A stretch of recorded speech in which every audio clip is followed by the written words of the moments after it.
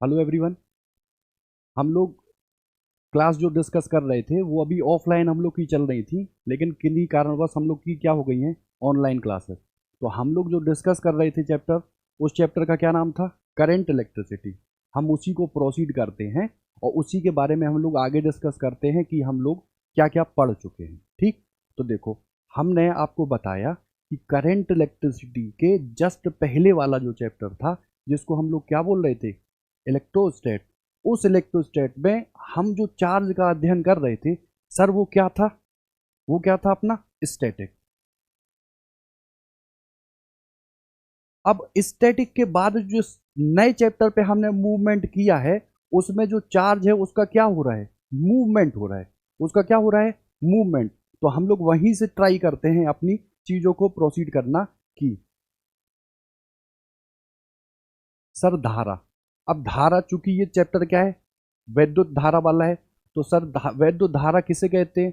तो आपने कहा कि सर आवेश प्रवाह की जो दर होती है उसको हम लोग किससे डिनोट करते हैं सर? धारा से। ठीक। अब सर अगर हम बात करें कि सात सर हमारे भौतिक राशियां होती हैं, उनमें धारा को भी हम लोग क्या है, इंक्लूड करते हैं।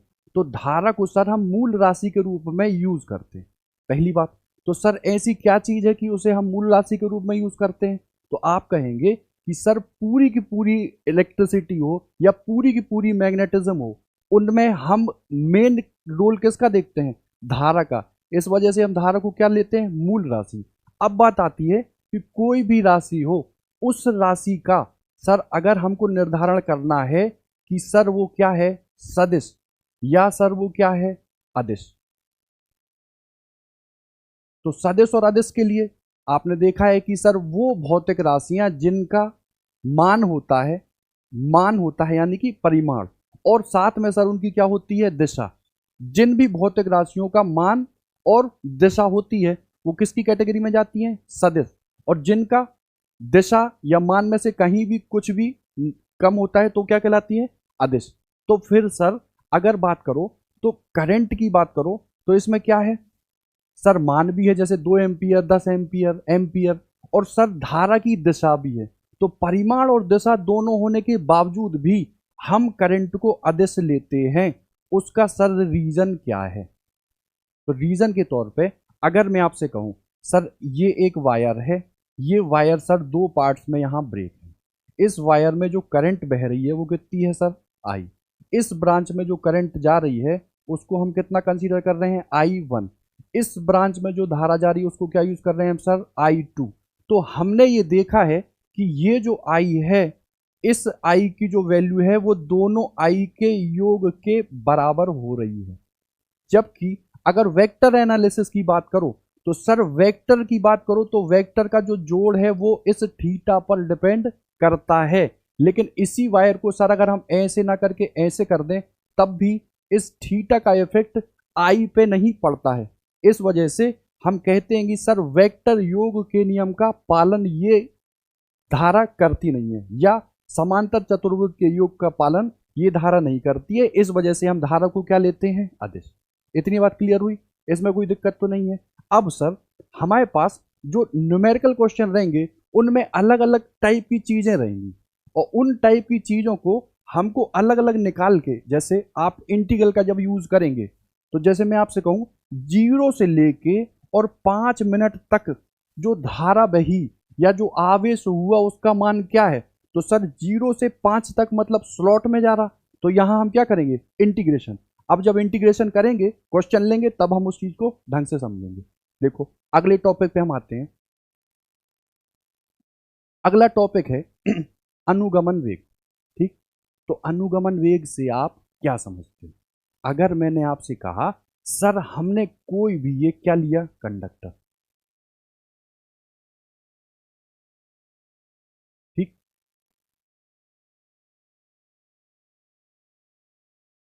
हमने सर क्या लिया, कंडक्टर। अब सर अगर नॉर्मल कंडक्टर को हम ऑब्जर्व करें, तो इस कंडक्टर में क्या है? इलेक्ट्रॉन। क्या है? इलेक्ट्रॉन है। लेकिन नॉर्मल कंडीशन में क्या इसमें करंट बहे? नहीं। क्यों? क्योंकि सर ये जो इलेक्ट्रॉन इसमें है, ये सर रैंडम मोशन कर रहे हैं। क्या कर रहे हैं? रैंडम मोशन इधर उधर। और जब सर ये रैंडम मोशन करेंगे तो ये एक दूसरे से टकराएंगे, या सीधी सी बात कह लो कि इनका जो औसत वेग है वो क्या हो जाएगा, शून्य। जब हमने इसको किसी भी सोर्स से कनेक्ट नहीं किया, अगर सोर्स से कनेक्ट नहीं किया है तो इनका औसत वेग क्या हो जाएगा, शून्य। अब सर औसत वेग अगर शून्य है तो इसमें तो हजारों इलेक्ट्रॉन है, तो अगर हम बात करें वेलोसिटी की तो सर आप कहेंगे पहले इलेक्ट्रॉन की वेलोसिटी कितनी है, u1, सर दूसरे की कितनी है, u2, सर तीसरे की कितनी है, u3, डॉट डॉट डॉट करके लास्ट वाले की क्या है सर, un। और आपने अभी कहा कि सारे के सारे जो इलेक्ट्रॉन हैं उनकी वेलोसिटी का जो औसत वेग है वो क्या होता है, शून्य होता है, इसी वजह से इसमें कोई भी करंट नहीं बहती। अब सर आप इसका अगर औसत लेंगे तो ये क्या आएगा, कुल जो वेलोसिटी है और जितने पार्टिकल हैं उनकी बात करो तो ये क्या आ जाएगा सर। अब सर अगर हमने इसी कंडक्टर को किसी सोर्स से सर जोड़ दिया, किसी सोर्स से जोड़ दिया, तो ये जो इलेक्ट्रॉन है ये एक नियत वेग से आगे बढ़ने लगते हैं। और जब इलेक्ट्रॉन आगे बढ़ेगा उसका सीधा सा मतलब है इलेक्ट्रॉन चलेगा, और इलेक्ट्रॉन चलने का सीधा सा मतलब क्या है, उसकी अपोजिट डायरेक्शन में क्या बहेगी, करंट। तो आपसे कहा कि सर ये जो अभी हमने जो कंडक्टर लिया उस कंडक्टर को सर एक बैटरी से सोर्स से जोड़ दिया, और सर अब क्या हुआ, तो ये जो इलेक्ट्रॉन थे ये निश्चित गति से क्या करने लगे सर, आगे बढ़ने लगे। और आगे बढ़ने लगी मतलब सीधी सी बात है क्या है सर, धारा वही, क्या वही, धारा। इतनी बात पे दिक्कत तो नहीं है। अब सर आपने यहां सोर्स लगाया, ठीक है, मतलब ये इलेक्ट्रिक फील्ड वाली चीज है। और पिछले चैप्टर्स में हमने आपको बताया क्या कि सर ये इलेक्ट्रॉन है तो ये फोर्स, ये क्या करेगा, एक फोर्स को फील करेगा जिस फोर्स की वैल्यू कितनी होगी, क्यू ई, है ना। अब चूंकि इलेक्ट्रॉन है, इलेक्ट्रॉन पर चार्ज कितना है, ई, तो ये ई होगा और ये क्या होगा, ई। अब सर ये आगे बढ़ रहे हैं, आगे बढ़ रहे हैं, तो इस पर सर एसिलरेशन क्या फील होगा, तो आप कहोगे ई ई अपॉन एम। कितना होगा, ई ई अपॉन एम। अब अगर हमने आपसे कहा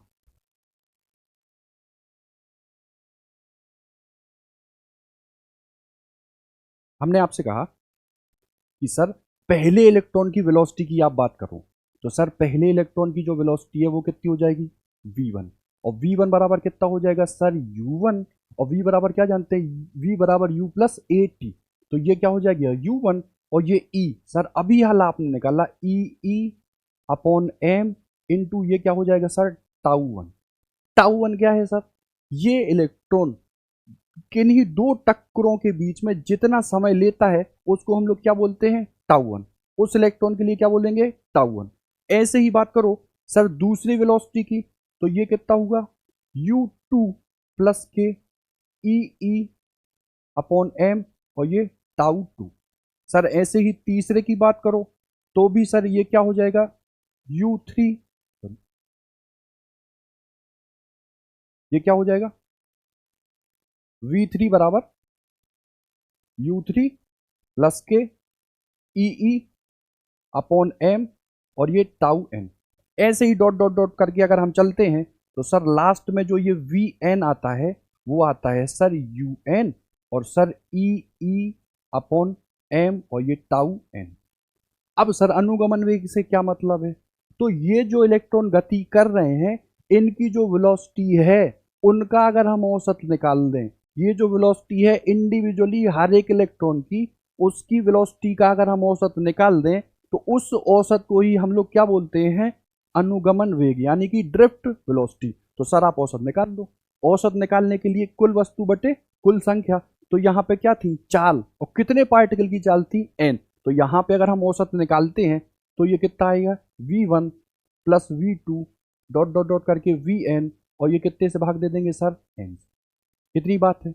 अब जरा ध्यान से देखिएगा आप, सर इस पार्टिकल मतलब इन पूरी वेलोसिटियों को हमने अलग लिया। जैसे मैंने आपसे कहा सर 1/4 है और 1 प्लस 2 मान लो ऐसे है, तो इसको सर क्या लिख दें सर, 1/4 प्लस 2/4, ऐसे ही है। तो इसको अगर हम अलग अलग डिफाइन करें तो देखो ये है u1 plus u2 dot dot dot करके un, और मैंने एन से क्या कर दिया, भाग। ठीक, और बाकी ये जो चीज बची इसको मैंने क्या लिख दिया, प्लस में है ना, तो मैंने क्या लिख दिया, प्लस में ई ई अपॉन एन। एग्री। अब भाग तो एन से इधर दे दिया और एन ई से इधर दे दिया, तो ये कितना आया, tau one dot dot dot करके tau two dot dot dot करके कितना आया, टाउ एन। अब अभी बताया कि सर शुरुआत का जो औसत वेग है वो क्या होता है, शून्य, तो ये तो गया। अब बची बात एन की, तो एन को हम कहां ले जाएं, अंदर, एन को कहां ले जाएं, अंदर। तो ये आपसे बताइए ये औसत वेग क्या कहलाता है, ड्रिफ्ट वेलोसिटी वीडी। और ये कितना हुआ सर, ई अपॉन एम, और इधर क्या आ गया sir, tau one tau two dot dot dot करके टाउ एन, और नीचे भाग कितने से सर, एन से। ठीक है, इस जो टाउ वन अलग अलग विश्रांति काल का जो योग है उसका अगर हम औसत निकालते हैं तो उसको हम क्या बोलते हैं, टाउ। उसको क्या बोलते हैं हम, टाउ। तो यहां हम वैल्यू कितनी रख देंगे, टाउ।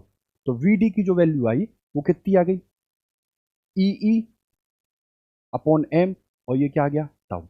तो अगर इलेक्ट्रिक फील्ड और वीडी के बीच में हम लोग रिलेशन की बात करें तो ये जो ड्रिफ्ट वेलोसिटी है ये डायरेक्टली प्रोपोर्शनल किसके होती है, फील्ड मतलब वैद्युत क्षेत्र की। इतनी बात क्लियर है। तो एक तो हमने ये क्या कर दिया, फॉर्मूला ड्राइव कर लिया।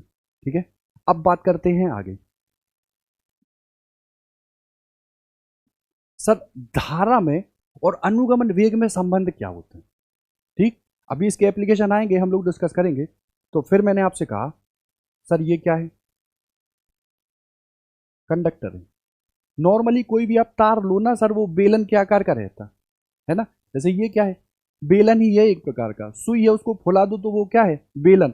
नॉर्मल तार को भी आप देखते हो तो वो क्या है, बेलन। तो अगर मैंने कहा सर इसका जो क्रॉस सेक्शन है वो क्या है, ए, इसकी जो लेंथ है वो कितनी है सर, एल। ठीक है, इतनी बात क्लियर है। अब आपसे कहा कि इसमें जो इलेक्ट्रॉन है, मान लो मतलब पर यूनिट वॉल्यूम में जो इलेक्ट्रॉन है वो कितनी है सर, एन। पर यूनिट वॉल्यूम का मतलब अगर एक लेंथ एक ब्रेथ और एक हाइट लें तो उसमें जो नंबर ऑफ इलेक्ट्रॉन है वो कितने हैं, एन। एग्री। तो तुमसे कहा कि इसका वॉल्यूम कितना होगा, तो कहोगे सर वॉल्यूम मतलब एरिया इंटू क्या होता है, लेंथ। ये तो वॉल्यूम हो गया, और पर यूनिट वॉल्यूम में इलेक्ट्रॉन कितने हैं, एन। तो ये क्या हो गया, एन ए एल। इतनी बात है। और एक इलेक्ट्रॉन पे कितना चार्ज होता है सर, ई। तो ये क्या हो गया सर, टोटल चार्ज। और टोटल चार्ज को हम किससे दिखाते हैं, क्यू से। एग्री। तो क्यू बराबर कितना हो गया, n a l e. Clear. अब सर आप ही ने कहा कि आवेश प्रवाह की जो दर है उसको हम लोग किससे बोलते हैं, n a l e upon ये कितना हो जाएगा, टी। और तुम्हें पता है समय यानी कि टाइम बराबर क्या होता है, डिस्टेंस, और ये क्या होता है, चाल। यहां डिस्टेंस हमने कितनी ली है, एल, तो यहां कितनी रख देंगे, एल। और चूंकि ये वेलोसिटी है और यहां वेलोसिटी कितनी है, ड्रिफ्ट यानी कि वीडी, तो यहां पे उठा के रख दो। तो Q अपॉन टी की जो वैल्यू आएगी वो कितनी आ जाएगी, एन ए एल ई, और ये कितना आ जाएगा, एल ये था और सर वीडी ये था। ये वीडी चुपचाप ऊपर चला गया, एल से एल को हमने हटा दिया, तो ये क्या आ गया, n E A V d. और यही क्या आ गया, आई की वैल्यू। तो आई कितना आ गया, आई बराबर एन ई ए वी, और ये क्या, डी। ठीक। तो धारा में और ड्रिफ्ट वेलोसिटी यानी कि अनुगमन वेग में क्या संबंध आ गया, आई बराबर N E A V d. इतनी बात क्लियर हुई। अब देखो सर, एक बहुत बड़ा रूल है, अभी पूरी हम लोग इलेक्ट्रिसिटी में यूज करेंगे उसको। उसको बोलेंगे सर हम, उसको हम बोलेंगे ओम्स ला। क्या बोलेंगे, ओम्स ला। तो सर ओम्स ला भी यहीं से निकलेगा। अब निकलेगा कैसे, आप देखो सर, ओम्स ला कहता है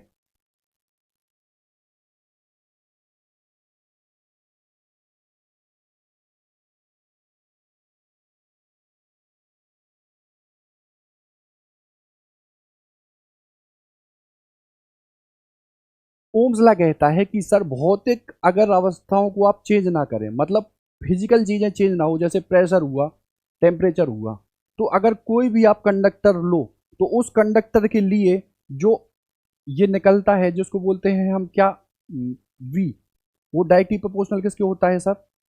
आर की। या आप ये कह लो कि ये जो रेजिस्टेंस है ये डायरेक्टली प्रोपोर्शनल किसके होता है? बी। ठीक। अब हमको ये निकालना है कि सर ये निकलेगा कैसे। तो हमने आपसे अभी बताया, वो फॉर्मूला क्या था? वो फॉर्मूला क्या था? आई बराबर sir n E A V d. Agree? अब वीडी को हम लोग सर यहां क्या लिखते हैं? एक्चुअल में वीडी क्या है? ई अपॉन एम, और ये क्या था सर? टाउ था। तो उठा के इसको अगर रखो तो आई बराबर एन ई ए, और ये क्या हो गया? ई अपॉन एम, और ये क्या हो गया सर? टाउ। ठीक है।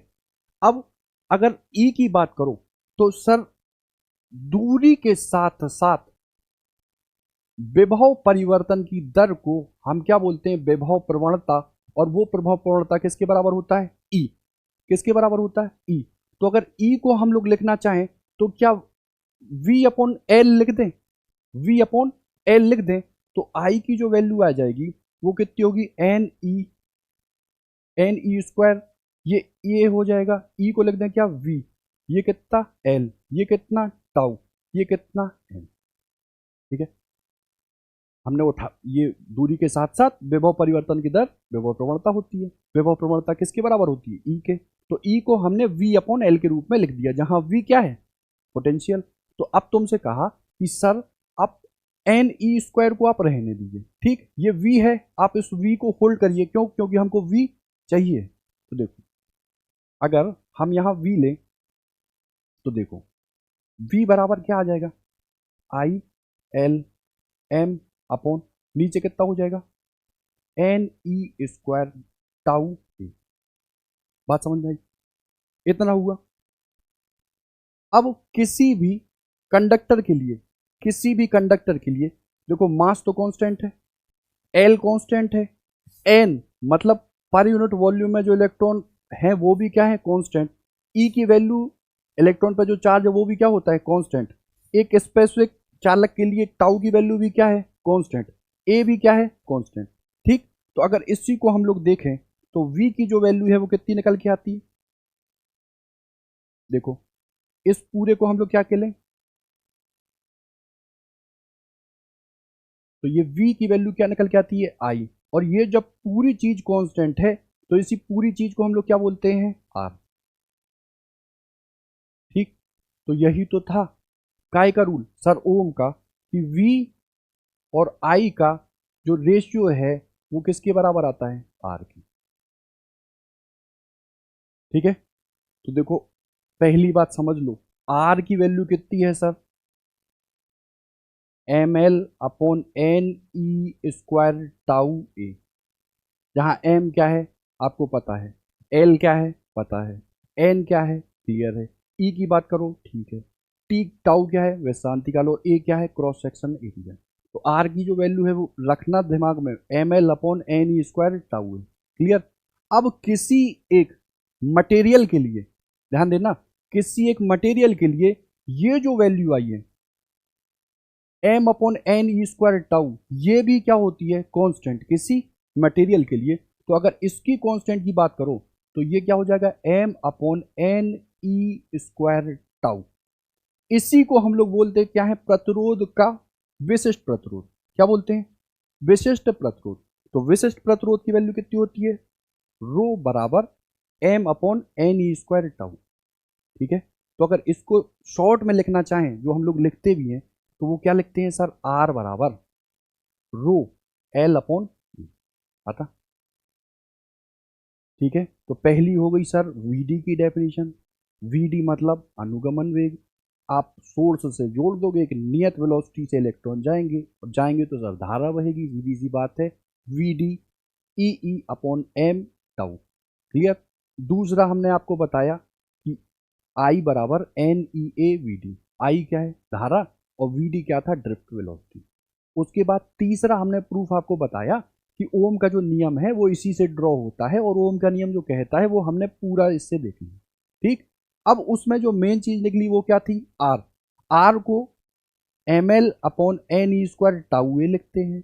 दूसरा सर विशिष्ट प्रतिरोध जो किसी एक मटेरियल के लिए निश्चित होता है और उसकी वैल्यू कितनी निकलती है, तो m upon N E square tau. कितनी निकलती, m upon N E square tau. अभी ये यूज होंगे इसलिए मैं बार बार रिकॉल कर रहा हूं, ठीक है। इतनी बात हुई। अब सर प्रतिरोध तो पढ़ लिया, हर एक एग्जाम में तार को सर खींच देता, तार को खींच देता। तो किसी तार को खींचेंगे तो प्रतिरोध पे क्या प्रभाव पड़ेगा, हम लोग का वो है नेक्स्ट टॉपिक, हम लोग उसको डिस्कस करते हैं, ठीक है।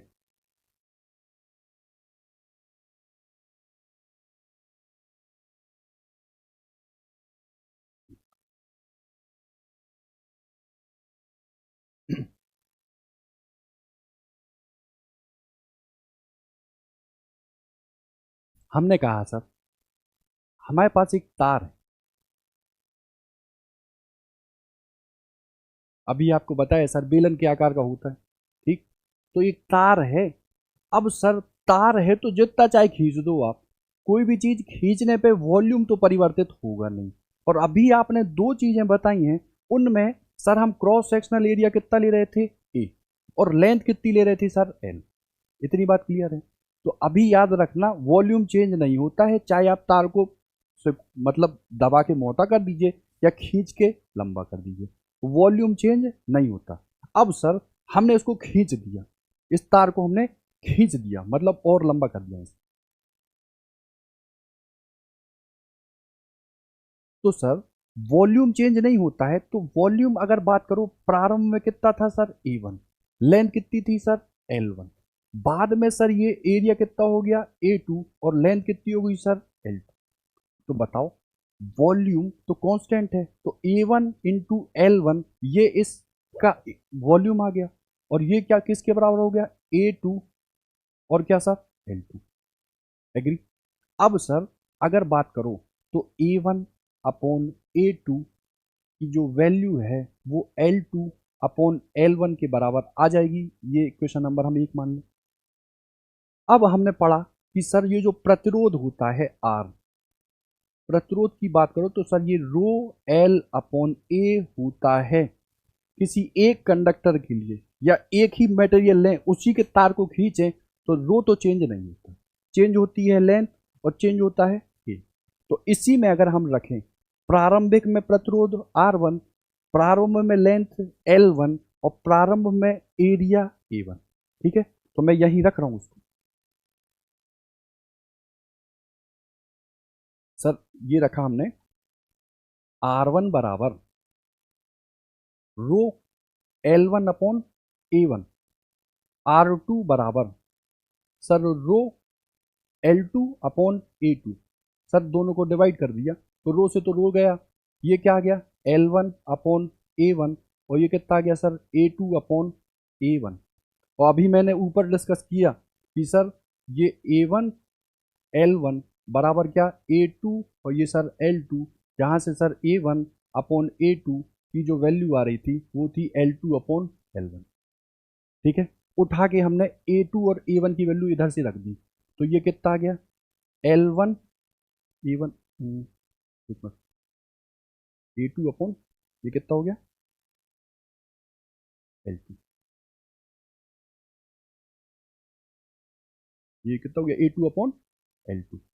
तो ये L1 और L2 को तो हमने अलग निकाल दिया, और ये A2 अपॉन A1 को देखो तो ये क्या हो जाएगा L1 अपॉन L2। तो ये हो क्या गया एक्चुअल में L1 अपॉन L2 का होल स्क्वायर, ठीक है। अब अगर मैंने आपसे कहा कि ये तार था सर L लेंथ का था, हमने खींच को इसको कितना कर दिया N गुना, कितना कर दिया N गुना, तो यहाँ सर R1 और R2 की जो वैल्यू निकली तो वो प्रारंभिक लेंथ कितनी थी सर L, खींच के कितनी कर दी सर NL, इसका क्या कर दिया स्क्वायर, इससे इसको हटा दिया तो ये वैल्यू कितनी आ गई 1/n², कितनी आ गई 1/n²। तो R2 की वैल्यू, R2 की जो वैल्यू है वो कितनी निकल आई n² इंटू R1, ठीक है। तो किसी तार को हम खींच दें n गुना, अब एन में आप 2 गुना 5 गुना 50 गुना खींचते जाओ, यहाँ पे भर देना एन, तो हम लोग की वैल्यू निकल आएगी। क्लियर। अब सर यहीं पे चेंज आ जाता है प्रतिशत वाला, कि हमने तार की लंबाई कितनी खींच दी, 10%, 20%, 50%, तो हम परसेंटेज को रख लेंगे यहाँ पे और आंसर निकाल देंगे। ठीक। अब आते हैं दूसरा। सर ये जो तार है, अभी तो आपने बात की सर लेंथ की, अब बात करते हैं सर क्या, कि ये जो तार लिया है, इस तार को ऐसे खींचा, ऐसे खींचा कि सर इसका जो,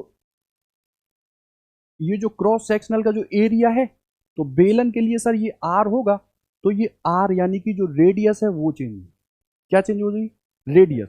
तो तुमसे कहा प्रारंभिक रेडियस कितनी सर, R1, और बाद की रेडियस कितनी सर, R2, ये लेंथ कितनी सर, L1, ये कितनी सर, L2। ठीक है, मतलब ये एरिया तो A1 ही है, रहने दो, ये एरिया कितना है, A2, रहने दो। हमको इस बार R1 और R2 में वेरिएशन करके बताना है कि जो एक्चुअल रेजिस्टेंस है वो कितना गुना होगा या कितना कम होगा। तो फिर वही, वॉल्यूम तो चेंज होता नहीं है, जब वॉल्यूम चेंज नहीं होता तो A1 V1 sorry A1 L1 बराबर A2 L2। ठीक। और सर ये जो क्रॉस सेक्शन होता है ये सर्किल होता, तो सर्किल का जो एरिया होता है वो निकलता क्या है एक्चुअल में, पाई R1 स्क्वायर। ये जो है ना इधर का, इसका जो एरिया कितना है, पाई आर स्क्वायर, तो इसकी जो रेडियस कितनी हो जाएगी, R1, तो ये पाई R1 स्क्वायर L1, और ये कितना हो जाएगा, पाई R2 स्क्वायर L2। पाई से हमने सर पाई को उड़ा दिया, हमको इस बार रिलेशन काय में चाहिए, R1 स्क्वायर और R2 स्क्वायर में, तो हमने वैसे ही लिख लिया सर L1 अपॉन L2, इसकी वैल्यू कितनी होती है, R2 square upon R1 square. Agree. अब फिर सर वही क्या, R बराबर रो L अपॉन ए,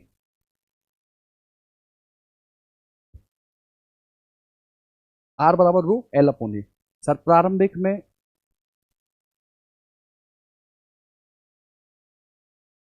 प्रारंभिक जो प्रतिरोध कितना था सर, R1, रो तो एक मेटेरियल का सेम है, ये सर L1, इसको सर आप ए को इस बार क्या लिख दीजिए, पाई R1 का स्क्वायर, और सर मान लीजिए दूसरा रेजिस्टेंस है वो कितना हो जाएगा, रो L2 अपॉन ये कितना हो जाएगा, पाई R2 स्क्वायर।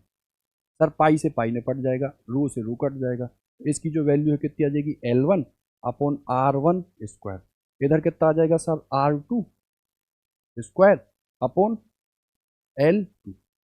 हमको सर इस बार आर चाहिए, आर चाहिए तो L1 अपॉन L2 की वैल्यू उठा के रख दो, L1 अपॉन L2 की वैल्यू यहाँ इस इक्वेशन से कितनी थी, R2 square upon R1 square, रखो, इधर रखा वैल्यू, तो ये कितना आ जाएगा, R2 का स्क्वायर और R1 का स्क्वायर, और इधर कितना आ गया, L1 और L2 की, ये R2 स्क्वायर और R1 square, R2 square R1 square कितना आ गया ये, R2 की पावर 4, R1 की पावर 4, इसी को सर लिख लो ब्रैकेट में सर, R2 और R1 की पावर 4। ठीक है। जैसे हमने तार को खींचा, तार को खींचने के बाद सर देखा कि वो जो रेडियस आई है वो कितनी हो गई है, दुगनी, रेडियस कितनी हो गई है, दुगनी। तो अगर दुगनी हो गई तो यहाँ प्रारंभिक रेडियस कितनी रख दो, R, और दुगनी रेडियस मतलब कितनी रख दो, 2R। तो ध्यान से देखना कि ये R1 और ये सर R2, आप कह रहे हो कि सर R1 और सर ये R2, ये कह रहे हो आप कितनी सर, 2R, मतलब दुगनी हो गई, और पहले कितनी थी सर, R। इससे आप क्या कर लो, सॉल्व कर लो, तो जो R2 की वैल्यू है वो सर R1 और 2 की पावर 4, 2 दूनी 4 दूनी 8 दूनी 16, ये आ गई। ठीक है। अब वो रख देगा वैल्यू के, R कितना हो 100, प्रारंभिक पर तो कितना हो 100, काट कूट देना तो आंसर आ जाएगा। इतनी बात क्लियर है, 5 चीजें हम लोग की हो गई हैं। अब देखो एक चीज देखो, आपने सर कहा R जो है वो किस पे डिपेंड करता है, ML upon NE square tau A. ठीक। हमने कहा सर आपने कंडक्टर का जो ताप है वो बढ़ा दिया, टेम्परेचर है वो क्या कर दिया, बढ़ा दिया। अब तुम हमको सोच के बताओ कि अगर सर हीट आपने बढ़ा दी या ताप आपने बढ़ा दिया, तो जो टक्करों की संख्या है, देखो एक इलेक्ट्रॉन किसी से टकरा रहा, टकराने के बाद दूसरे से टकरा रहा, तो मैंने आपसे बताया किन्हीं दो टक्करों के बीच में जो समय यूज होता है उसको हम क्या बोलते हैं, क्या बोलते हैं, विश्रांति काल। तो विश्रांति काल, अब टेम्परेचर बढ़ाया तो इलेक्ट्रॉनों की टक्कर तेज तेज होगी ना, और जब टक्कर तेज तेज होगी तो तुम बताओ एक टक्कर दूसरी तीसरी, मतलब ऐसी टक्कर जल्दी जल्दी हुई ना, तो विश्रांति काल क्या घट नहीं गया, विश्रांति काल घटा, इसका मतलब क्या, आर बढ़ा। तो सीधी सी बात समझना, सर टेम्परेचर आपने एनहेंस किया तो टाउ का मान सर घटा, टक्कर जल्दी जल्दी हुए तो टाइम घटा, और जब टाइम घटा तो प्रतिरोध क्या हुआ, बढ़ा। तो पहली बात यह है कि कोई भी आप सर चालक ले लो, तो चालक पे जो ताप का प्रभाव पड़ता है, चालक के प्रतिरोध पर ताप का जो प्रभाव पड़ता, वो कहता है कि सर टेम्परेचर आपने बढ़ाया, टाउ आपने घटाया, टाउ घटा तो आर सर आपका बढ़ गया। टेम्परेचर बढ़ाने पर चालक का प्रतिरोध बढ़ जाता है। ठीक है, अब सर अगर हम बात करें,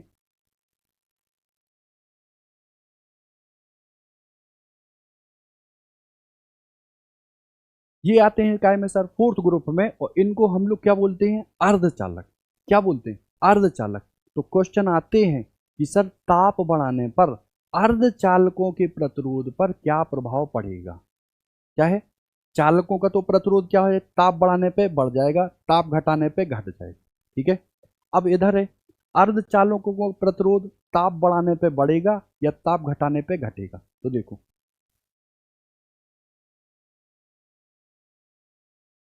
सर ये जो अर्धचालक होते हैं सर, उनकी एनालिसिस तो हम लोग बेसिक इलेक्ट्रॉनिक्स में देखेंगे, लेकिन सर उनके पास होता क्या है, ये होता है वैलेंस बैंड, और सर ये क्या होता है, कंडक्शन बैंड, और ये जो होती है इसको बोलते हैं बैंड गैप एनर्जी, मतलब इसके बीच में जो ये दूरी है इसको बोलते हैं बैंड गैप एनर्जी।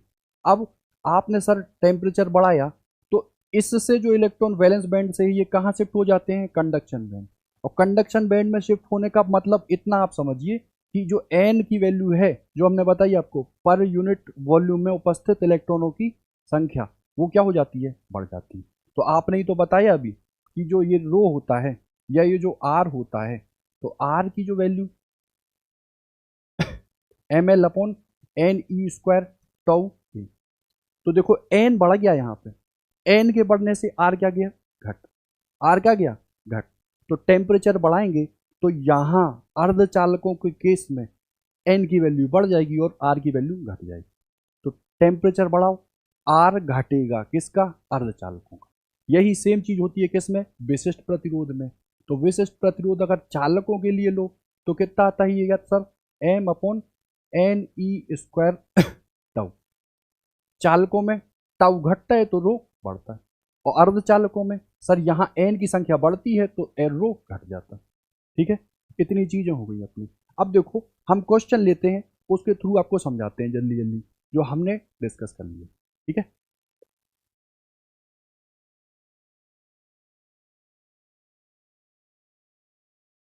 देखो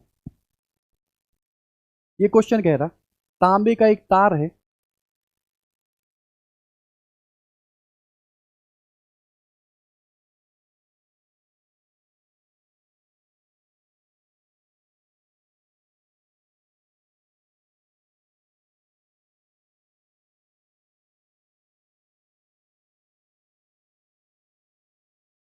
देखो कह रहा है तांबे का एक तार है, उसमें 1 मिली एम्पियर की धारा बह रही, किसी बिंदु से 1 सेकंड में कितने इलेक्ट्रॉन गुजरेंगे। ये सीधा आपका क्वेश्चन है। आपको बेसिक इलेक्ट्रॉनिक्स में इलेक्ट्रिसिटी में हमने डिस्कस किया था कि सर एक तो सर आपने बताया अभी के Q बराबर क्या होता है, IT, और यहाँ वो हमसे नंबर ऑफ इलेक्ट्रॉन पूछ रहा है, तो हमने क्वांटाइजेशन ऑफ चार्ज में आपको बताया था कि सर Q जो होता है वो क्या होता है सर, NE के बराबर। तो NE बराबर आप कितना होल्ड करोगे, IT। एन ई बराबर कितना, आई टी।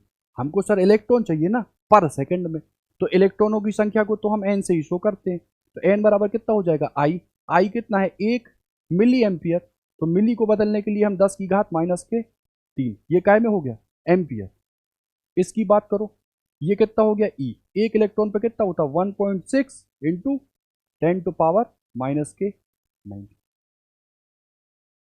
इसको इधर काटो, ये कितना हो गया 5, ये कितना हो गया 8, ये 5 ये 8 गुणा ये 10 की घात, ये 19 गया 16 खा गया, कितना बचा 3 को खा गया कितना 16, दशमलव लगाया, जीरो बढ़ाया, 8 6 48, 2 बचा 8 दूनी 16, 4 बचा 8 पंचे 40, शिफ्ट करा दो तो 6.25 गुणा 10 की घात 15 क्या है इलेक्ट्रॉन। ठीक, ये क्या हो गया इलेक्ट्रॉन। तो जो ऑप्शन है अपना वो क्या आ गया 6.25 इंटू 10⁻15। एग्री। अब दूसरे क्वेश्चन पे आओ।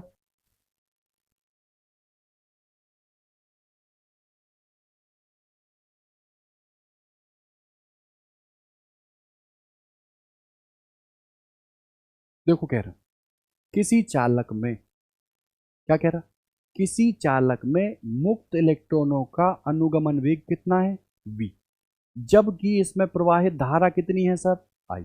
एग्री। यदि चालक की त्रिज्या एवं इसमें प्रवाहित धारा को दुगना कर दिया जाए, कितना दुगना, तो अनुगमन वेग क्या होगा, ये क्वेश्चन है। अब आपको सोचना पड़ेगा कि अनुगमन वेग और धारा में आपने कोई संबंध बताया था। तो पहला हमने डिस्कस किया था जिसको हम लोग बोल रहे थे कि अनुगमन वेग दैट इज क्या वीडी, इसकी जो वैल्यू आ रही थी सर वो ई अपॉन एम, और सर ये आ रहा था सर टाउ। ठीक है, हमको तो सर धारा वारा दी आई, तो इसमें तो धारा है ही नहीं। तो धारा के लिए हमने दूसरा डिस्कस किया था जिसको बोल रहे थे सर आई जो करंट बहती है वो एन ई ए वी और ये सर डी। ठीक है, इतना है। अब सर आप अनुगमन वेग की कर रहे हो बात की, वो चेंज कितना होगा, तो तुम अनुगमन वेग को होल्ड करो और पूरे सिस्टम को उठा के कहा नीचे, तो वी डी की जो वैल्यू आएगी वो कितनी आई अपॉन एन ई ए, तारवेलन होता पाई आर स्क्वायर, रख दो एक ही वैल्यू, तो ये कितना हो जाएगा सर आई, ये कितना हो जाएगा एन ई, और ये कितना सर पाई आर स्क्वायर।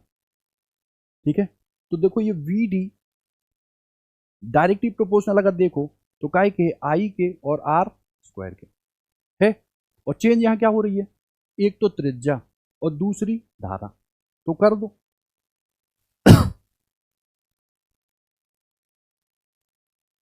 देखो यहीं देखो यहीं करे ले रहे हैं। ठीक, देखो सर पहले मान लो क्या है वी डी, और दूसरी क्या मान लो सर वी डी डैश।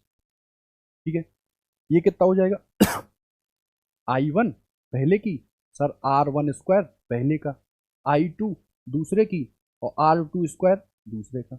इधर से आप देखो तो ये आई वन, ये कितना सर आर वन स्क्वायर, ये कितना सर आर टू स्क्वायर, ये कितना सर आई टू, रख दो उठा के। आई पहले कितनी थी, मान लिया सर आई, प्रवाहित धारा कितनी कर रहे हैं दुगनी, तो यहाँ आई टू की वैल्यू कितनी 2i, रख दो। ये आई टू कितनी sir 2i। Agree. R two कितना कर रहे हैं सर, ये जो रेजिस्टेंस है त्रिज्या है इसको भी क्या कर रहे हैं दुगना, तो आर टू कितना हो जाएगा सर, पहले कितनी थी आर, अब कितनी हो गई 2r, और इधर कितना सर आर का स्क्वायर।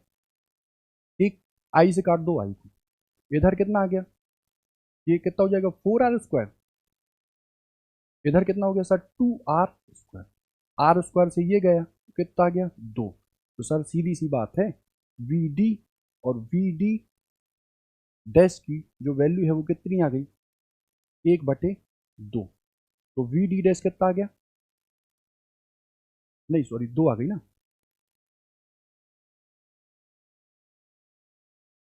कितनी आ गई 2,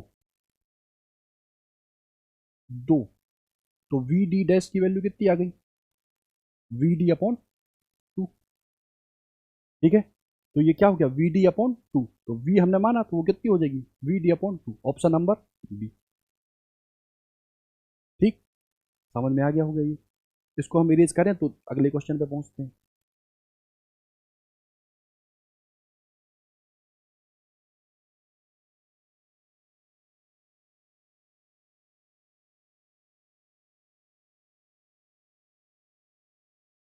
देखो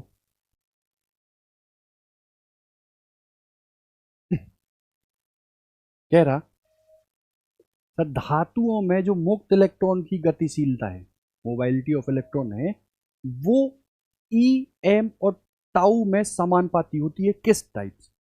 तो अभी हमने मोबाइलिटी तुमको बताया नहीं है, लेकिन हम ड्रिफ्ट वेलोसिटी डिस्कस कर चुके हैं। तो सर पर यूनिट तो ले लो आप क्या सर, फील्ड, और ये ले लो क्या सर आप, वी डी, जिसको बोलते हैं हम ड्रिफ्ट वेलोसिटी। तो इनका जो रेशियो होता है उसी को हम बोलते हैं मोबाइलिटी, जिसको बोलते हैं हम म्यू। ठीक है, तो सर आप ही ने बताया कि वी डी बराबर क्या होता है, ई ई अपॉन एम, और सर ये क्या होता है सर, टाउ, और ये क्या होता है सर, ई। ई से ई कट गया, तो म्यू की जो वैल्यू है वो कितनी आ गई, ई टाउ अपॉन एम। ठीक, कौन सा ऑप्शन था, ई टाउ अपॉन एम, कितना हुआ। नेक्स्ट क्वेश्चन पे आए।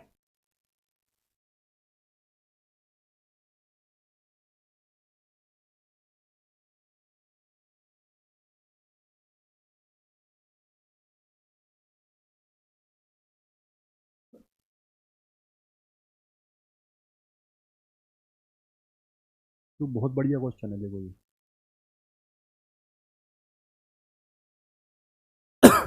देखो तीन तार हैं, उनके हमको मासेस दिए हैं, द्रव्यमान दिए हैं, और वो कितने हैं, तो सर वो दिए हैं m1 रेशियो में सर m2 रेशियो में सर m3, और इनकी जो वैल्यू दी हुई है वो कितनी है, 1:3:5। दूसरा है सर इनकी लंबाइयाँ दी हैं, वो कितना है L1 ratio L2 ratio L3, और वो किसके बराबर आ रहा है, 5, 3 और 1। सर प्रतिरोधों का अनुपात बताना है, मतलब R1 अनुपात R2 अनुपात R3 हमको फाइंड आउट करना है। ठीक, सर आपने बताया कि एक तो R का जो फॉर्मूला होता है वो रो एल अपॉन ए होता, हमको सर एल तो दिया है लेकिन मास गायब है यहाँ पे। जब मास गायब है, द्रव्यमान गायब है, तो हमको मास के थ्रू बनाना पड़ेगा, ऐसे ही तो होगा। तो तुमको मैंने बताया कि सर घनत्व जिसको हम लोग डेंसिटी बोलते हैं, घनत्व बराबर होता है द्रव्यमान बटे आयतन, होता घनत्व बराबर क्या होता है, द्रव्यमान बटे आयतन। तो अगर मैं v को लिखना चाहूँ, v को लिखना चाहूँ, तो तार क्या होता है, बेलन के रूप में। तो d की जो वैल्यू है वो कितनी आ जाएगी, m, और मान लिया सर एरिया कितना है a, और लेंथ कितनी है उस तार की, l, उस तार की कितनी है l। तो देखो जो m की वैल्यू आ गई, या हमको यहाँ देखो a चाहिए ना, a, तो a की जो वैल्यू है वो क्या, मैं m अपॉन डी एल लिख दूँ, देखो इधर लिखो, ए की जो वैल्यू है वो क्या, मैं m अपॉन डी एल लिख दूं, जहां m मास है, d घनत्व है, और l डेंसिटी है। ठीक है, इसको हमने यहां रखा, इसको हमने यहां रखा, तो r की जो वैल्यू आई वो कितनी आई, रो l, इधर कितना m, और ये कितना डी एल, ये पहुंच गया सर ऊपर, तो ये रो एल स्क्वायर, और ये सर डी, और नीचे कितना सर m। अब हमको साफ दिख रहा है कि ये जो r है ये l के पावर 2 के समानुपाती और m की पावर 1 के समानुपाती। बाकी किसी भी सब्सटेंस का d तो सेम रहेगा, तार देखो है ना, तो d नॉर्मल, रो नॉर्मल, तो हम l और m की वैल्यू यहां उठा के रखें, तो देखो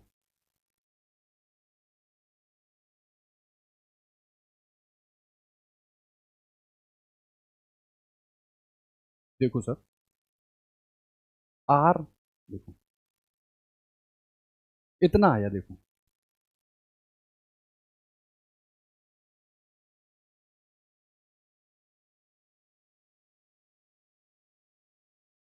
देखो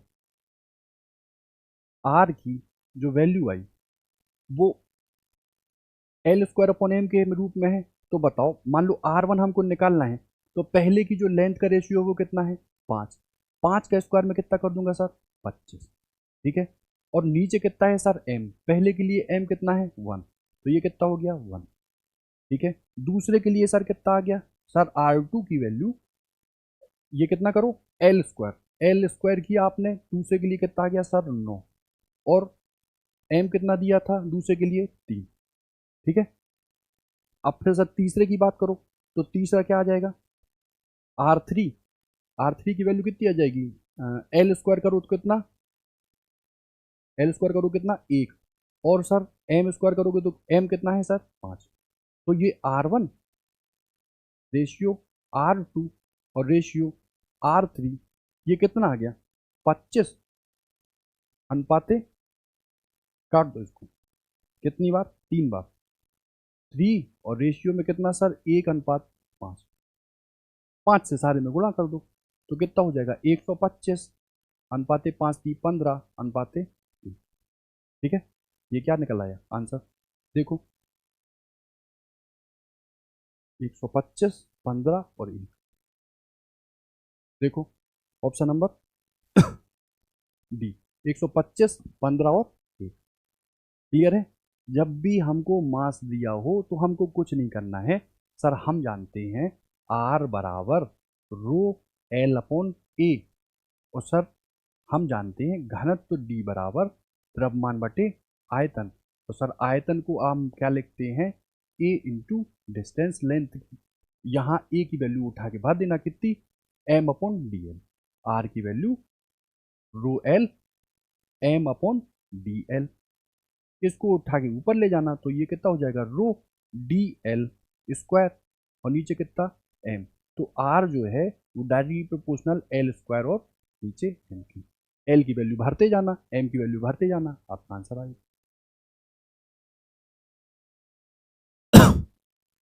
देखो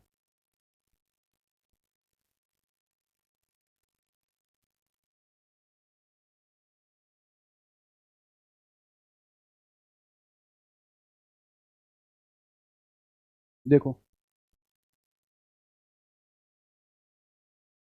समान पदार्थ है, दो तार हैं ए और बी, कितने हैं,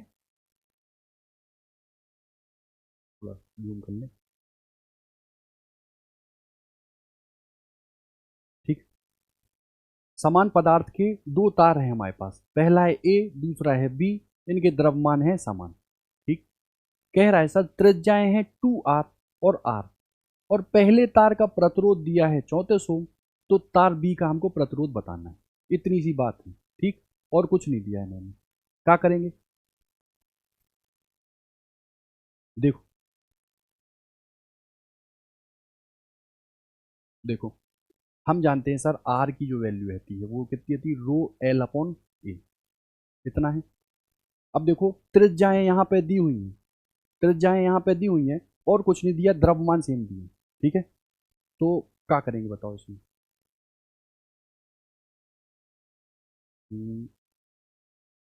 एक काम करो, पहले ऐसे निकाल लो कि सर तार तो ठीक है,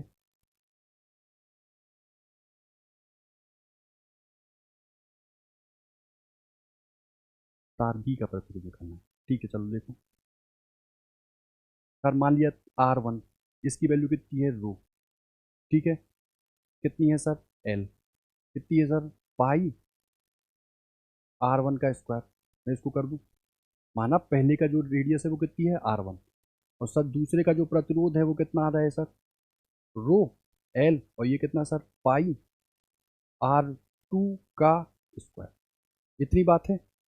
अब सर याद करें हम पहली चीज को, पहले हमने आपको बताया क्या, इधर देखो, हमने आपको बताया था कि जब भी सर केवल त्रिज्याएं चेंज हो रही हों तो जो फॉर्मूला आता है, ध्यान जल्दी देखना, मैं जल्दी बता रहा हूँ, A1 L1 जो कि वॉल्यूम है वो क्या होता है A2 L2। ठीक है, एक ही तार के लिए है ये। अब देखो, ठीक है, A1 L1 बराबर A2 L2, तो A1/A2 की जो वैल्यू आती है वो कितनी आती है L2/L1, इतनी आती है। उसके बाद, उसके बाद ये जो यही है, क्या बोलते हैं इसको, आर बराबर रो एल अपॉन ए, यही होता, तो R1/R2 की जो वैल्यू आती है वो एक पदार्थ के लिए तो सेम होती है, तो L1/A1, और ये सर L2/A2, ये आती है L1/L2, और ये सर A2/A1, इतनी आती। अब L1/L2 को हम क्या भर दें, A2/A1, तो ये निकलती है, ये निकल के आती है कितनी, R1/R2 बराबर कितनी निकलती है, A2 का स्क्वायर और A1 का स्क्वायर, इतनी आती। तो ये होता क्या है, पाई R2 का स्क्वायर, और ये सर पाई R1 का स्क्वायर, और इसका होल स्क्वायर, इससे इसको काटा, तो जो R2 आता है वो आता है, R2 आता है वो कितना आता है, R1, एक मिनट, चलो ठीक है, ये आता है R1/R2, जो वैल्यू आती है वो आती है R2 की पावर 4 और R1 की पावर 4, इतनी आती। तो दो पदार्थ हैं इस बार, है ना, एक मिनट,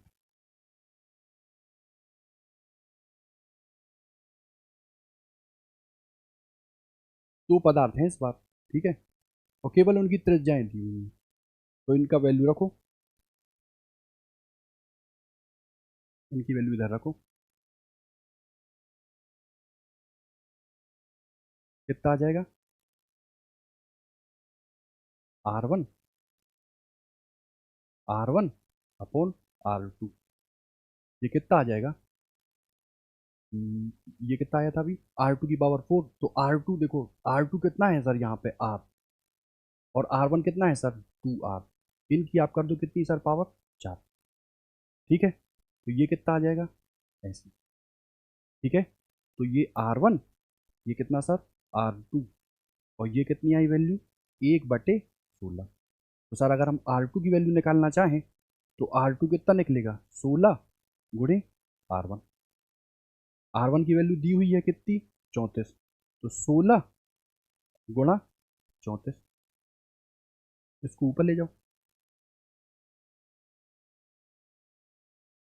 16 चौके 64, हाथ से लगी 6, 16 थी 48 और 6 54, अपना ऑप्शन क्या हो गया, 544, ठीक है, ऑप्शन नंबर ए, ठीक है। इसके बाद देखो, एक मिनट,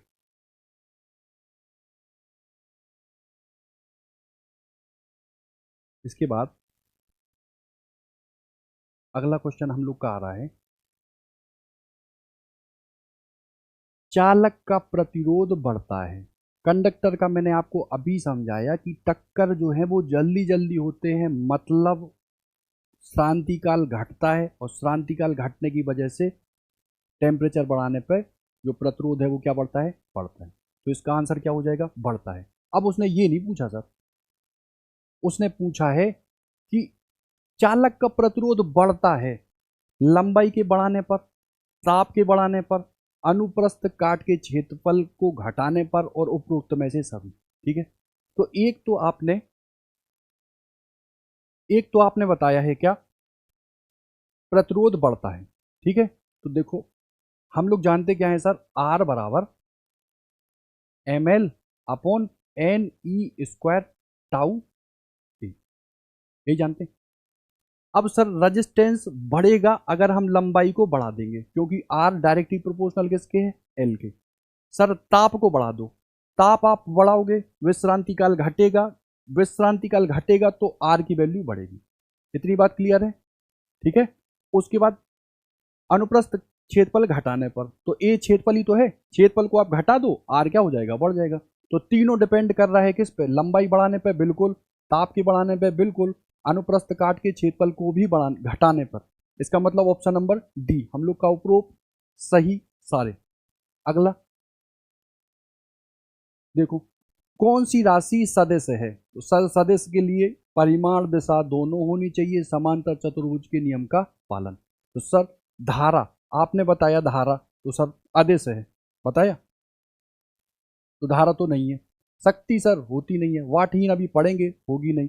तो धारा घनत्व आगे है, धारा घनत्व जिसको बोलते हैं एकांक क्षेत्रफल, और सर ये क्या होती है आई, इसको क्या बोलते हैं जे। ठीक, इसी को लेते हैं आगे जे इक्वल टू सिग्मा, और ये क्या होता है सर ई। इसी को बोलते हैं धारा घनत्व, और ये क्या है सदिश, ये क्या है सदिश। नेक्स्ट आओ, ताप बढ़ाने पर चालक और अर्धचालक का विशिष्ट प्रतिरोध। चालक और अर्धचालक देख लो, चालक का तो प्रतिरोध क्या होता है सर, ताप आप बढ़ा रहे हो तो बढ़ेगा, पहली बात। क्यों? क्योंकि चालक के लिए सर विशिष्ट प्रतिरोध हो चाहे प्रतिरोध हो, आर की बात करो तो कितना होता है sir M L upon N E square tau A. टक्कर तेजी से होंगे, ये घटेगा तो आर बढ़ेगा। ऐसे ही सर रो के लिए, रो क्या होता है m upon N E square tau. यहां पे भी सर टेम्परेचर बढ़ाओगे रो, ये टाउ घटेगा तो रो बढ़ेगा। तो चालक के लिए तो क्या होता है बढ़ता है ताप बढ़ाने पर, और अर्धचालक के लिए, तो अर्धचालक में सर क्या होता है ये वैलेंस बैंड है, ये कंडक्शन बैंड है, इधर से इलेक्ट्रॉन कहाँ पहुंच जाते हैं इधर, तो एन की जो वैल्यू हो वो क्या हो जाती बढ़, तो एन की वैल्यू बढ़ेगी तो रो की वैल्यू घटेगी। इसका मतलब एक बढ़ेगा और एक घटेगा बढ़ाने पर, तो ये बढ़ता है और ये घटता है। Option number C. नेक्स्ट आओ,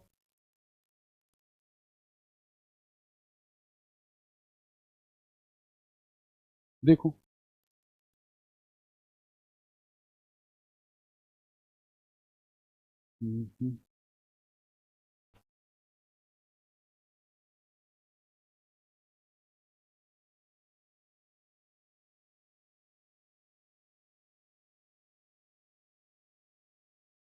कह रहा है सर वैद्युत क्षेत्र और धारा में क्या संबंध है। अभी हाल हमने आपको बताया कि सर जे जो है वो किसके बराबर है सिग्मा, और सर ई। तो जे डायरेक्टली प्रोपोर्शनल किसके होता है ई के, जे डायरेक्टली प्रोपोर्शनल किसके ई के। Option number b. इधर आओ, एक चालक में धारा आई है, मुक्त इलेक्ट्रॉन का अनुगमन वेग कितना है v।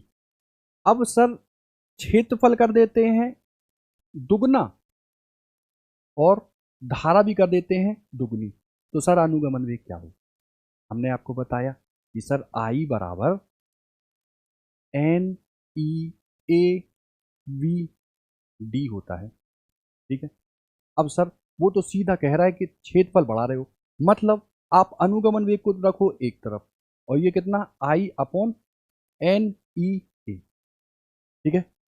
ये है दुगना, ये है कितना दुगना कर रहे हैं, धारा भी दुगनी। तो तुम देख लो सर पहले कितना था वीडी, बाद में कितना हो जाता सर वीडी डैश। पहले कितनी थी धारा आई, कितना था सर ये ए, बाद में कितनी होगी धारा सर 2 आई, और ये कितना हो गया सर 2 ए, ठीक है। तो आई से गया आई, ए से गया ए, ये कितना आ गया 1/1, और ये सर 2/2, कितना आ गया 1:1, यानी कि कोई परिवर्तन नहीं होगा, यानी कि option number b. Option number b. Next of,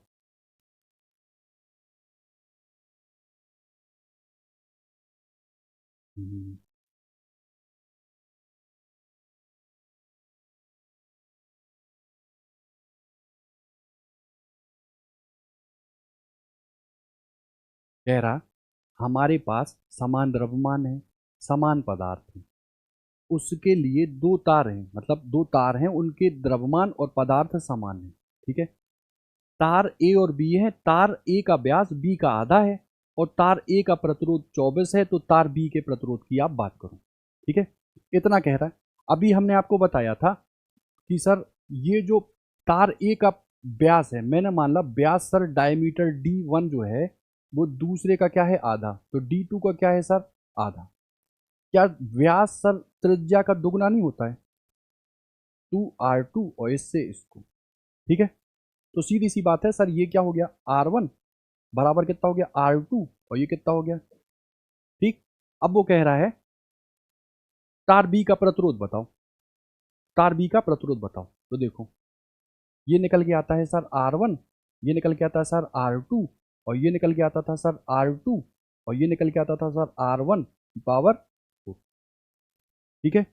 R2 कितना है R2 कितना है 2R1, कितना है 2R1, रखो इधर 2R1, और प्रारंभिक प्रतिरोध ये R1 कितना है, प्रारंभिक त्रिज्या कितनी है R, इसकी पावर कितनी कर दो 4, इससे इसको काटो कितना आ गया 16, और प्रारंभिक प्रतिरोध कितना दिया है 24, तो 24 बटे R2, इसकी वैल्यू कितनी होगी 16, 8 दूनी 16, 8 दिया 24, R2 की वैल्यू कितनी आ जाएगी 3/2, काट दो कितना आ जाएगा 1.5, खत्म। नेक्स्ट आओ।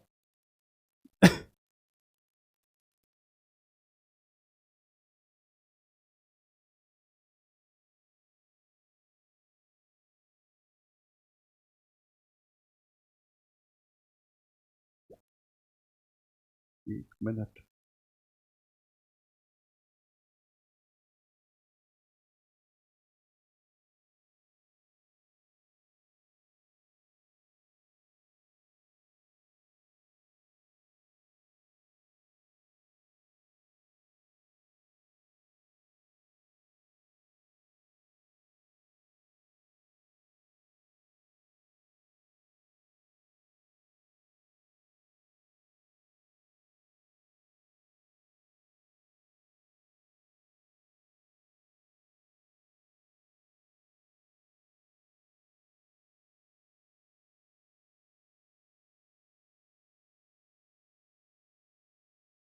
देखो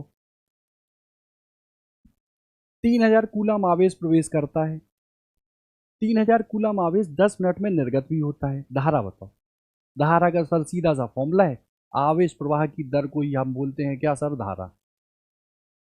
इतनी बात है क्लियर। सर कूलम निकलता है तो लो कूलम को निकाल लो, कितने हैं सर 3000, और एमकेएस पद्धति में समय का मात्रक क्या होता है सेकंड, यहाँ कितना दिया है सर मिनट, तो मिनट को सेकंड में कन्वर्ट करने के लिए हम सर 1 मिनट में 7 सेकंड कर देंगे, इससे इसको काट देंगे, इससे इसको काट देंगे, आंसर कितना आ जाएगा 6×5 = 30। आई की वैल्यू कितनी आ गई सर 5 एम्पियर। ठीक है, उसके बाद कह रहा है ये क्षेत्रफल है कितना 0.1 मीटर स्क्वायर।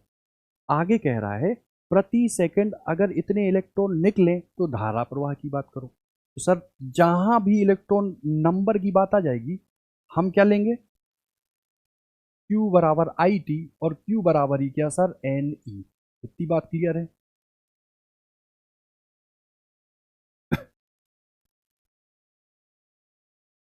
क्या लेंगे, तो सर आपने कहा धारा का मान निकाल लो, तो Q बराबर IT, और सर यही Q होता है सर NE के बराबर। तो हमको निकालना धारा, हमने निकाल ली धारा, ये दिया था सर n की वैल्यू कितनी थी सर 62.5 इंटू 10⁻18। ठीक है, और ये n था और साथ में ये गुणा भी था ना। ठीक है, ये एक इलेक्ट्रॉन कितना होता है 1.6 इंटू 10⁻⁻⁹। ठीक है, अब देखो ये हो गया, मान लो इधर शिफ्ट करो इसको, तो 6.25 इंटू 1.6 इंटू 10⁻, ये 19 हो जाएगा, और ये 10⁻⁻⁻⁰ एक शिफ्ट किया तो यहाँ से ये कट गया। अब गुणा कर दो, 16×5 = 80, 8 16 32 8 40, कितना बचा 4, 16 96 4 100, 1 2 3 पे शिफ्ट लगा दो, कितना आ गया 10, कितना आ गया 10। आगे कह रहा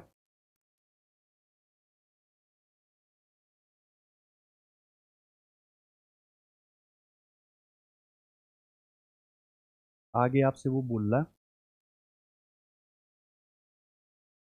सर कोई क्षण है, उस क्षण पर बंद परिपथ है, उसमें धारा बह रही है, क्लोज्ड होगा तो सर्किट धारा बहेगी।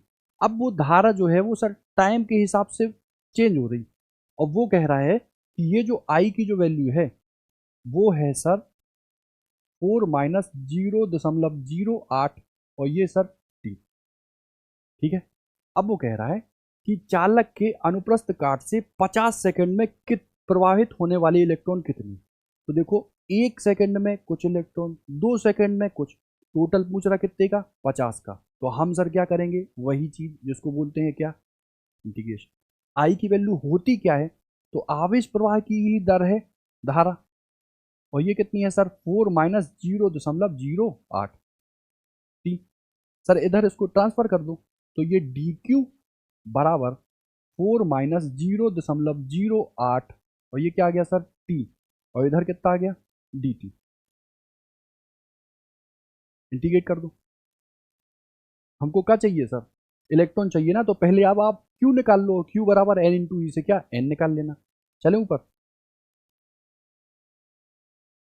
देखो सर, ये मान लिया हमने, फाइनल क्या आ गया हमारे पास, क्यू कितना आ गया, क्यू 50 सेकंड में चाहिए था,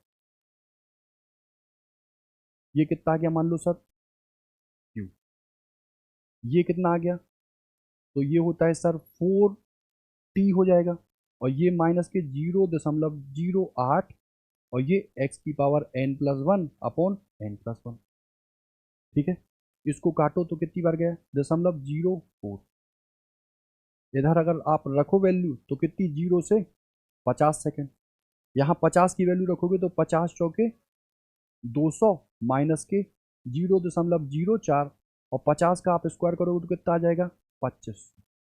बाकी जीरो तो चला गया।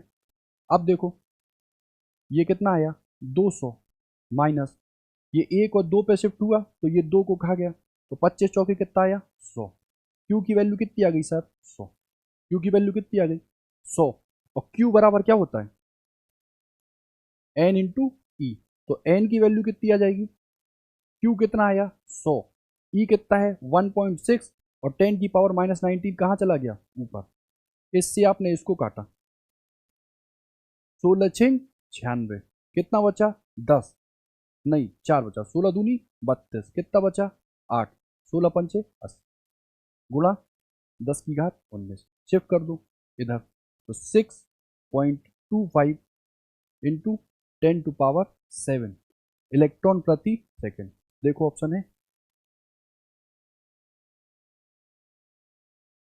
6.25 इंटू 10⁻, अच्छा इधर शिफ्ट किए ना, तो शिफ्ट इधर कर दो, 21, कितना आया, यही आएगा देख लो, 6.25 इंटू 10⁻20। ठीक है,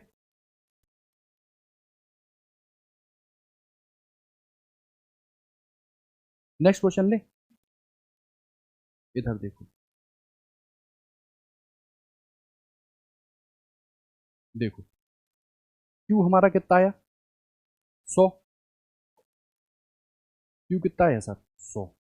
एन हमको निकालना था, ई कितना होता 1.6, और ये 10⁻, ऊपर गया तो 10⁻- के 90 प्लस के 90 होगी, इसको काट दिया ऐसे, तो 16×5 = 96, कितना बचा था, 4, 16 दूनी 32, ठीक है ना, 16×96 कितना बचा, 4, 16 दूनी 32, और फिर कितना बचा, 16×5 = 80। इधर एक शिफ्ट करो तो 6.25 इंटू 10⁻20, ये काय की वैल्यू आ गई, ठीक है। नेक्स्ट आ जाओ,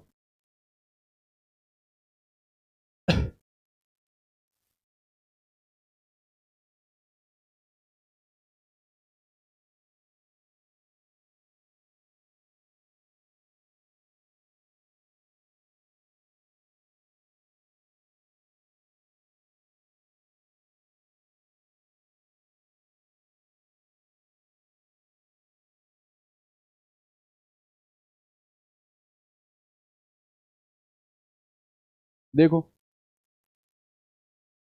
सर, तार का प्रतिरोध आर है, लंबाई को खींच के क्या कर दिया, दुगना, तो प्रतिरोध कितना होगा। अभी हमने बताया था कि अगर लंबाई को खींच के हम सर कितना कर दें, एन गुना, तो जो प्रतिरोध है वो कितना हो जाता था, n², यही तो होता था। तो यहाँ कितना है सर, R1, और सर फाइनल कितना हो गया सर, R2, ये कितना आ गया सर, कितना हो जाएगा, n² होता ना, तो यहाँ कितना, दो, दो का गुना कितना हो जाएगा, 4, आंसर कितना आ जाएगा पूरा, देख लो इसका, बताया था ना हमने, देखो A1 A1 L1 बराबर A2 L2। इससे हमने क्या सर, A1 और A2 की जो वैल्यू थी वो कितनी आ रही थी, L2 अपॉन L1। और R बराबर सर कितना आ रहा था, रो, R1 रो L1 अपॉन A1, और ये सर रो L2 अपॉन A2। इससे इसको काटा, ये आया सर L1 अपॉन L2, ये आया सर A2 अपॉन सर ये कितना आया A1। A1 अपॉन A2 को मैं सीधा लिख दूं तो कितना हो जाएगा L1 स्क्वायर, और ये सर L2 स्क्वायर।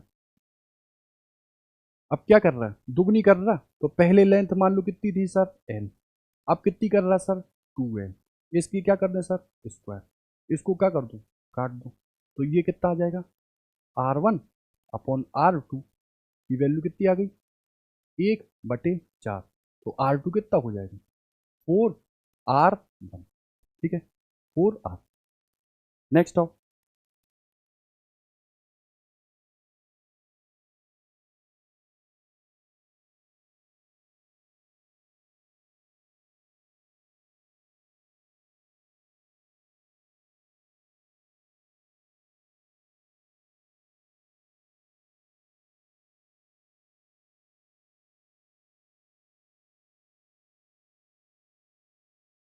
देखो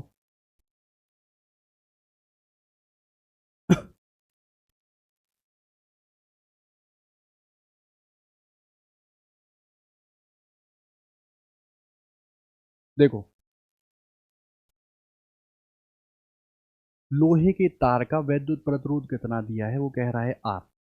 इसके स्थान पर हमने जो दूसरा तार लिया है, दूसरे लोहे का तार लिया जो पहले तार से दुगनी लंबाई और दुगनी त्रिज्या रखता था। क्लियर है बात। तो कह रहा है प्रतिरोध का मान और विशिष्ट प्रतिरोध की बात करो, तो पहले आप ये समझो कि सर वो विशिष्ट प्रतिरोध बोल रहा है।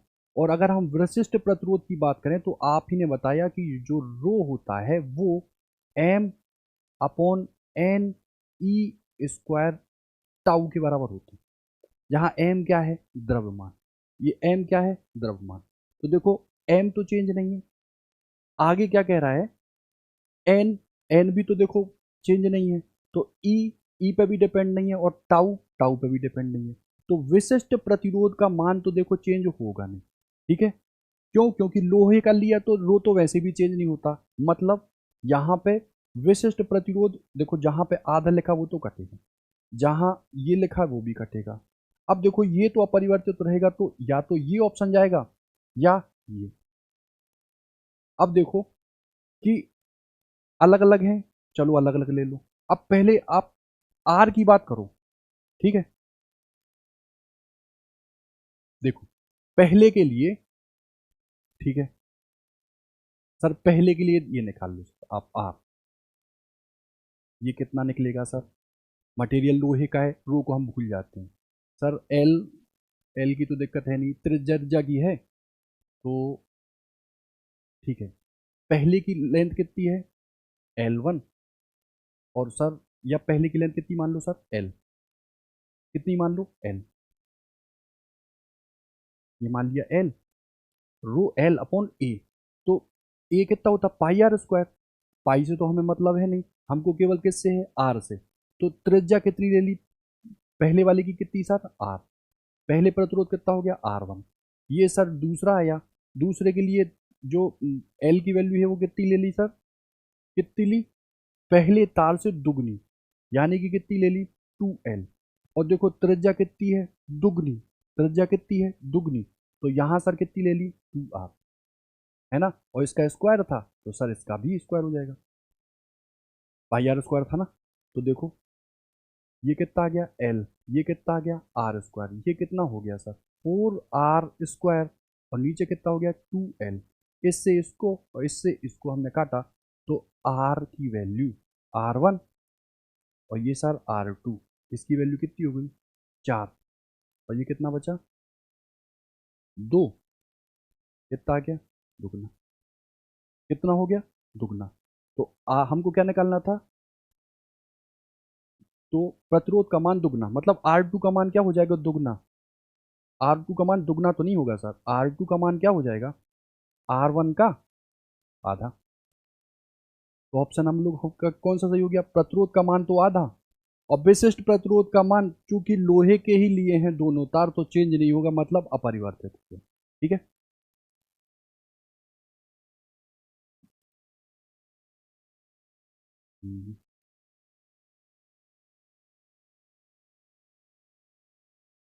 नेक्स्ट देखो,